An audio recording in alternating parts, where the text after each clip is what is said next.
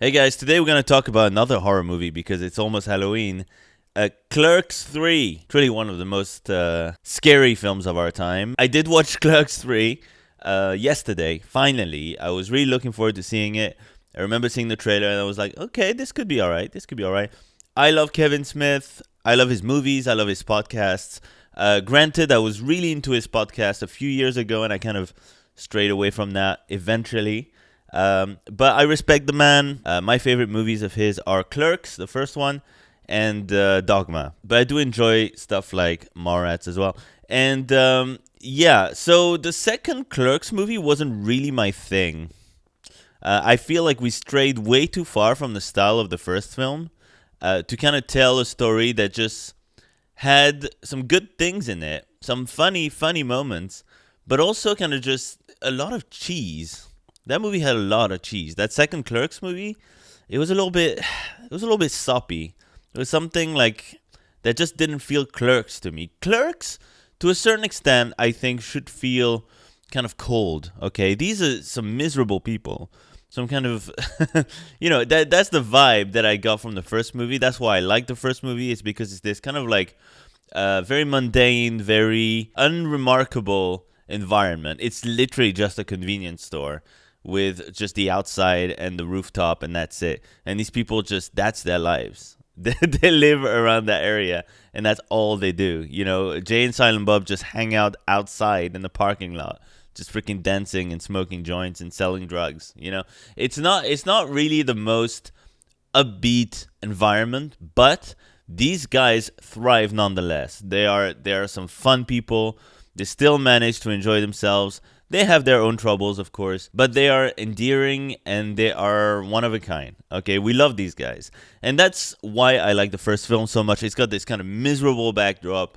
The way it's shot is very kind of like, is very kind of art schooly, okay, but in a way that's not too obnoxious. The only thing that doesn't really quite work that well in the original film is the acting. The acting from Brian O'Halloran and the girl who plays his girlfriend. Again, that's very film schooly. They're not very convincing, these dialogues.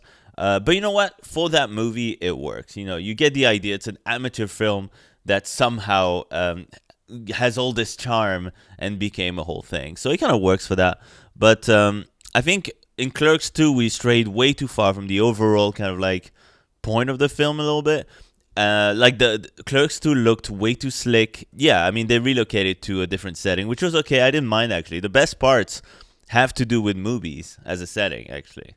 In my opinion, like Elias is a fun, new character that they introduced, but it doesn't have the kind of rhythm of the first film. The first film has a good rhythm to it in that it's kind of slow paced, but it's kind of like enough that it puts you in this environment. But you actually don't mind it because they are so entertaining that you don't mind being around all these freaks. The guy played by Walt Flanagan, who's just like looking at eggs like in the store for like 10 minutes. The milk lady who's got like all these milk carts everywhere. The weird like anti-cigarettes dude. There's all these like colorful characters. The cat that takes a shit on the counter. Look, there's like, you don't mind being there because these guys have to deal with that. You don't have to deal with it, In the second film, movies, it's not quick stop, okay, but it works as another setting that these guys could potentially have a miserable time in, and it's a funny movie here and there. It just like, yeah, it doesn't have the same. I think it tries too hard to go down more of a Mallrats kind of route and just be this kind of like colorful, kind of cartoonish kind of deal. But Clerks, yeah, Clerks is the kind of film that's like, it's not terribly easy to sequelize.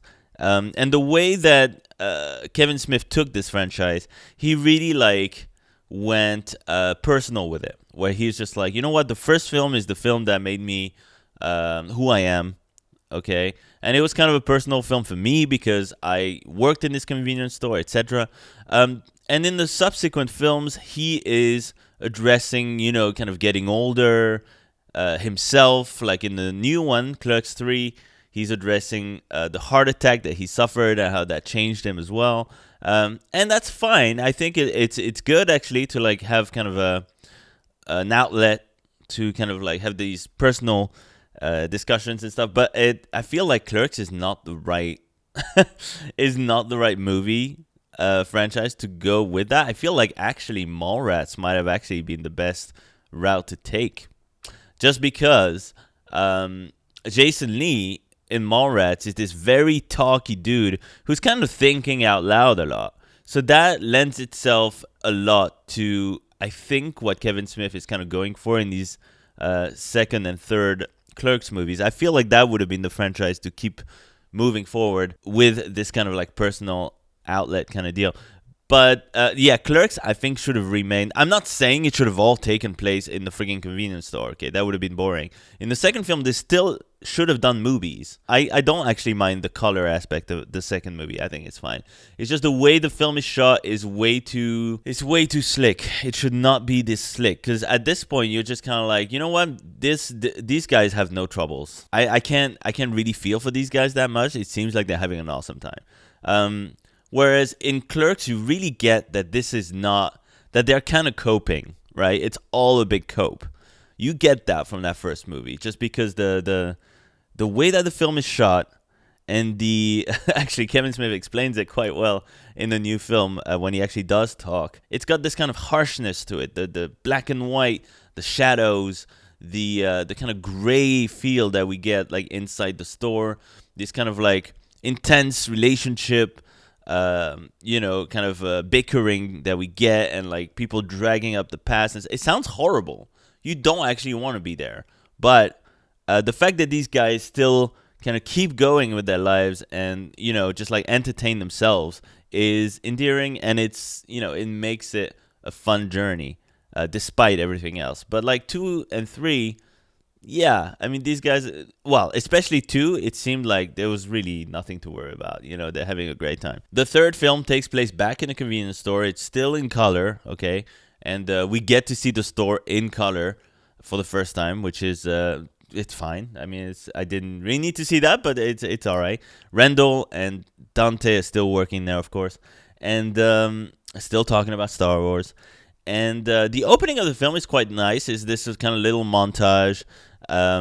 You got this kind of like rock music. It's nice. It kind of gets you hyped up for the movie. And in fact, I gotta say, I really enjoyed like the first kind of half hour of the movie.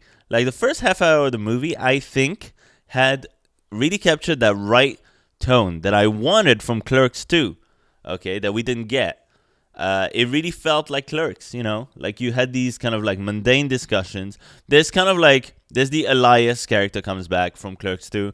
So there's this kind of like similar kind of back and forth between Randall and Elias, which is very entertaining. Like one of the best parts of Clerks 2 is the discussions, the contrast between these two characters.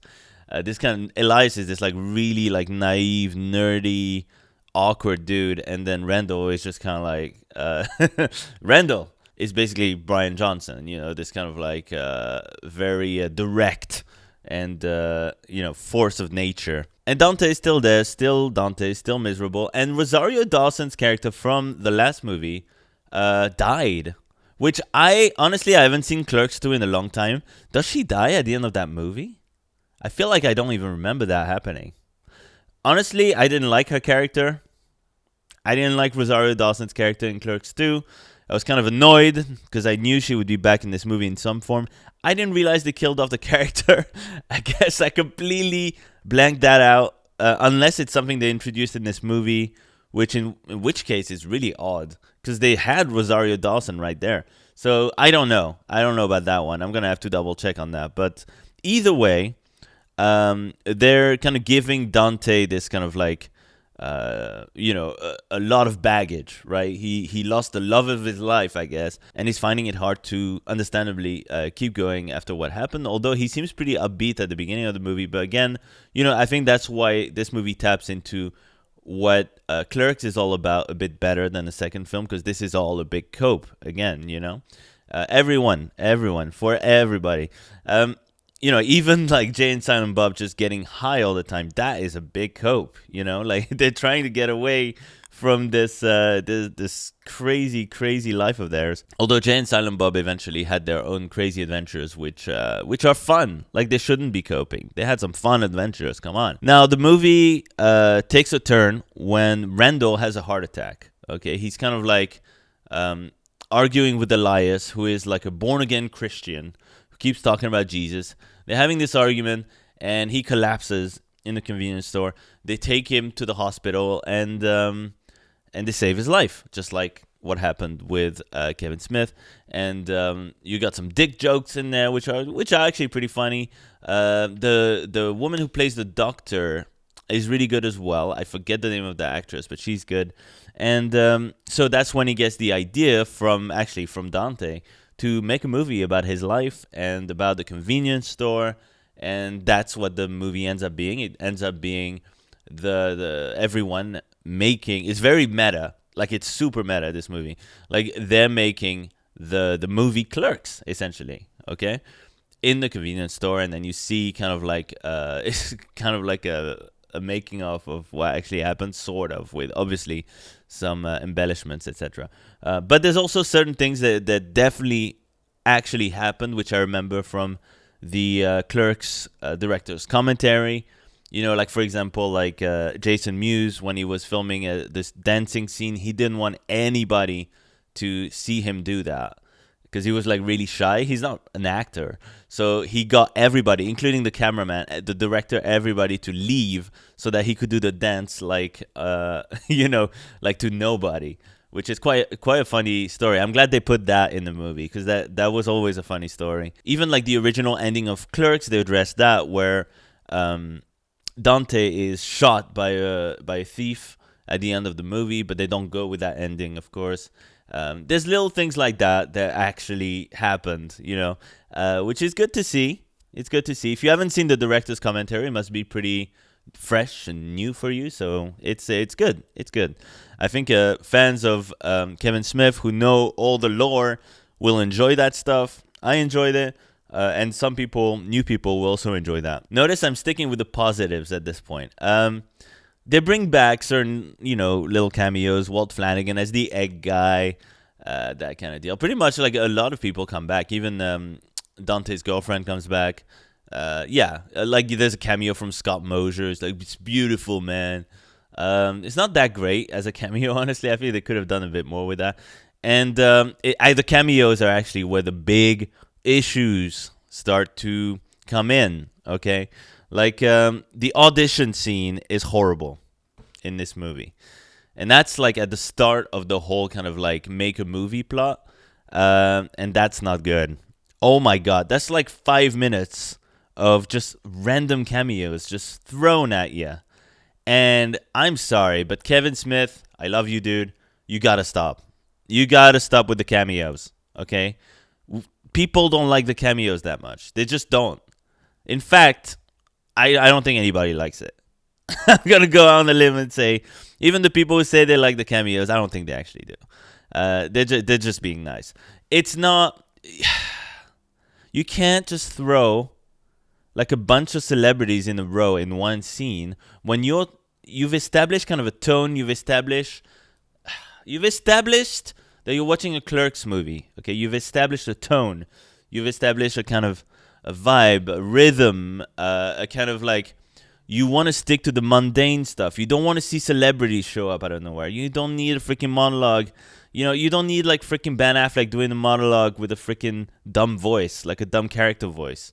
Okay, you don't need to see Supergirl in there. You don't need to see freaking everybody you've ever seen in your life, like Fred Armisen. What the fuck would Fred Armisen like audition for this? It doesn't make any sense. You gotta stop. And if you're gonna do it very quick.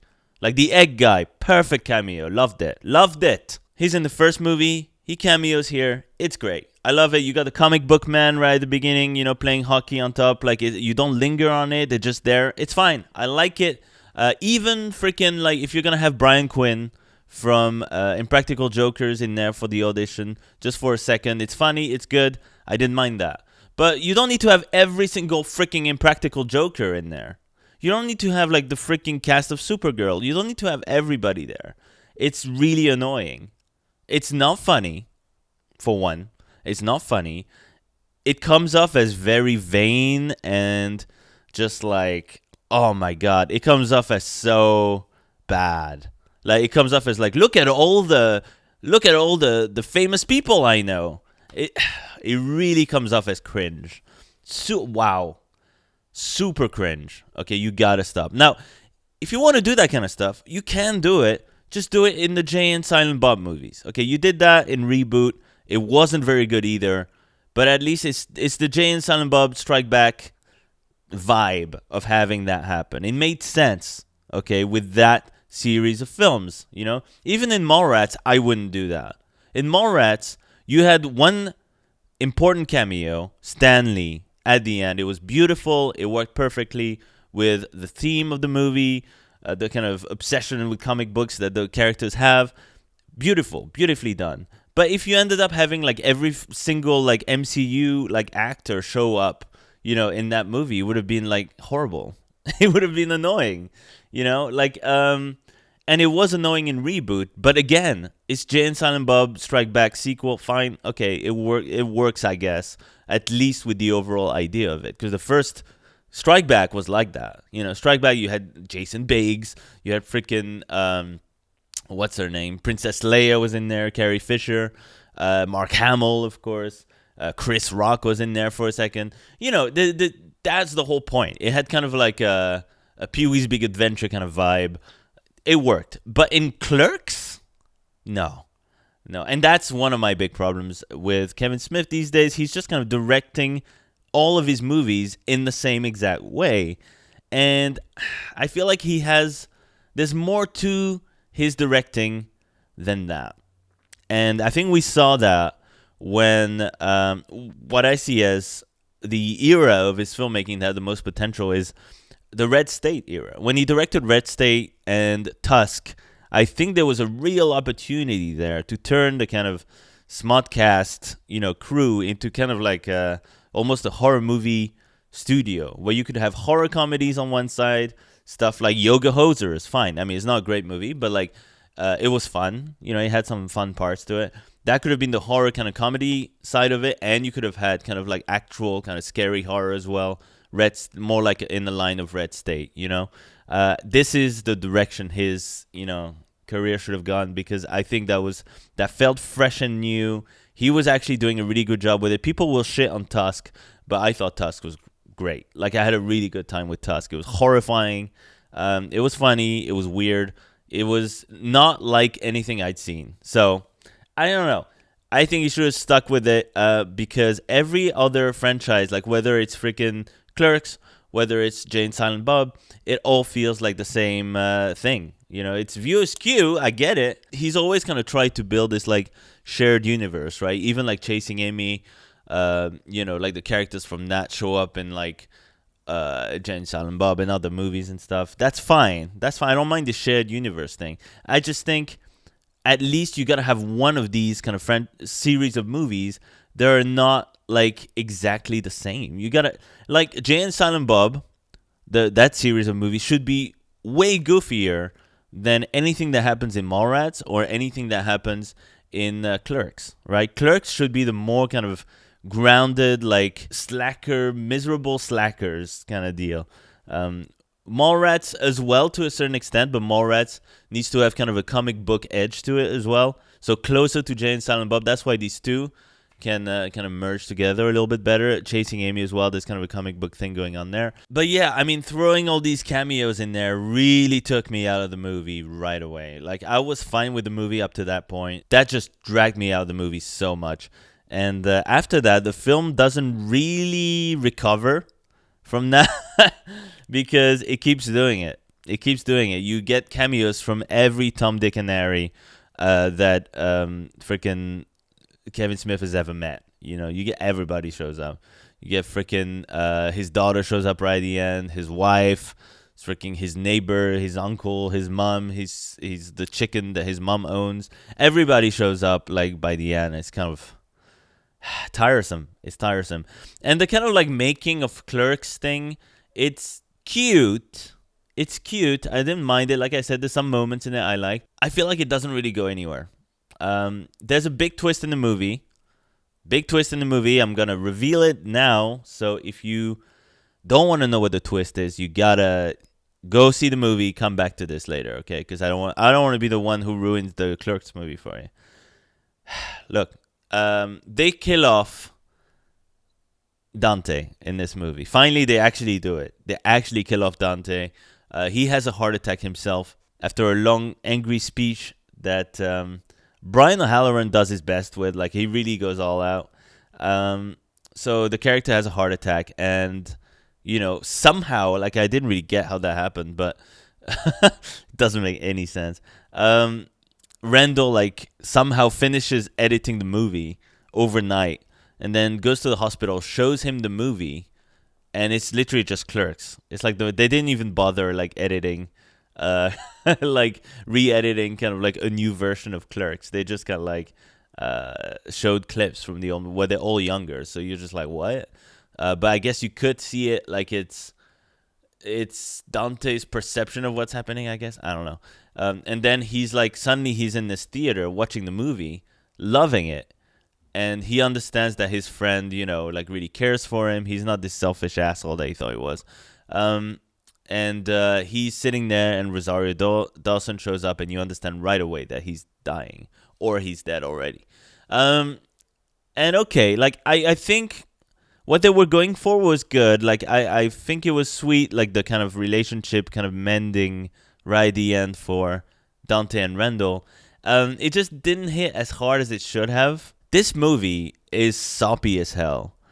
Oh my god. Everything from the music to the freaking... When the movie's trying to pull your heartstrings, it's really going like way too far with it. It's like very heavy-handed, this movie. I think I like this movie more than Clerks II.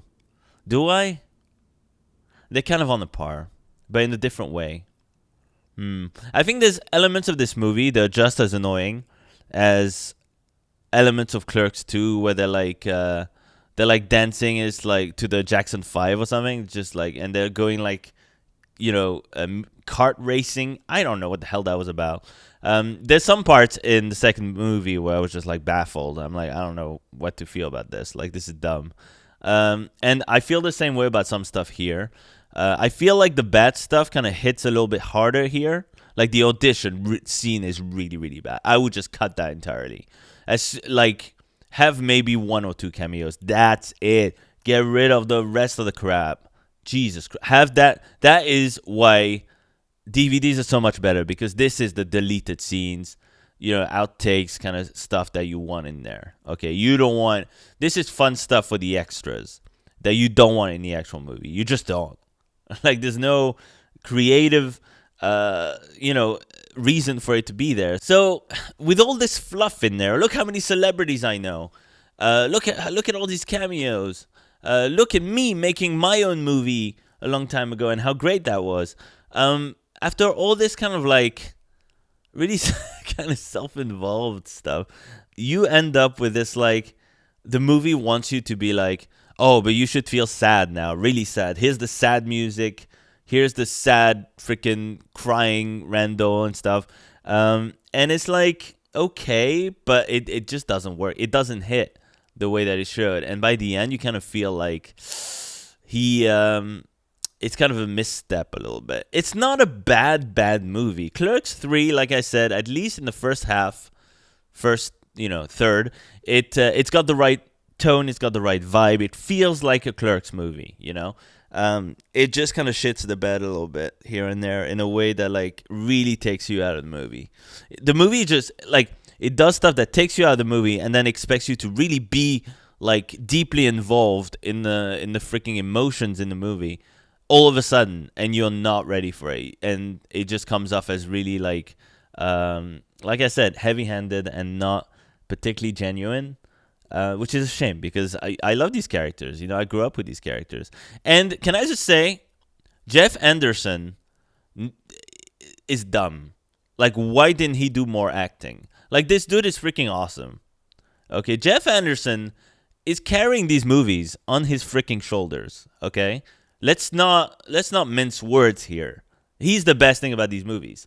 Forget Jay and Silent Bob. All right, maybe they kind of stole the show in the first film. Fine, but when you take a step back and you look at these movies, these three movies, Jeff Anderson is doing all the heavy lifting here. He's funny as hell, delivers every single line with exactly the right amount of sass and douchebaggery. His performances are good. Even when he has to act sad in this movie, he's delivering. Like, he is delivering the goods. This dude is an awesome actor. Like, and he's funny as hell. He needed to break away from this kind of USQ stuff and just do some other stuff. And I know he kind of tried at one point, but like, he didn't really seem like he cared, right? I think from what I remember Kevin Smith saying, it's like it's not really something he's that passionate about, but he's got like a natural talent to him that I think, it's a crime that it was so untapped. Like, Kevin Smith really struck gold with this guy. Like, this dude is awesome. And I want to see more Jeff Anderson talk, okay? Because that dude, we need to pressure him. We need to pressure this guy into making more movies, because this guy's awesome, okay? He's carried these movies from the beginning. Brian O'Halloran, I'm sorry, I like the guy, but he's not cutting it. He kind of he works as the sad sack, okay? He does, but his performance is very limited. In all of these movies, his performance is very limited. And the girl as well, who plays his girlfriend, who comes back in this movie, same level. Just it's not really good enough. Okay, but Jay and Silent Bob, kind of like have their charm. Okay, of course. Jason Mewes, not an actor either, really. I mean, he's done a good amount of work since then, since the beginning, and he's actually gotten better acting wise quite a bit. He's funny in this movie. He he is funny in this movie, and Silent Bob is funny as well. So they work in this movie fine. It's just like, yeah, Brian O'Halloran was always kind of like the weak link a little bit, and he still is. But Jeff Anderson, dude, he is awesome in this movie, and all the others. Yeah, I felt this movie was a little weak.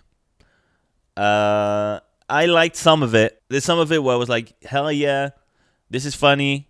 Lots of funny lines in there. And it really had the right vibe for Clerks for some of it.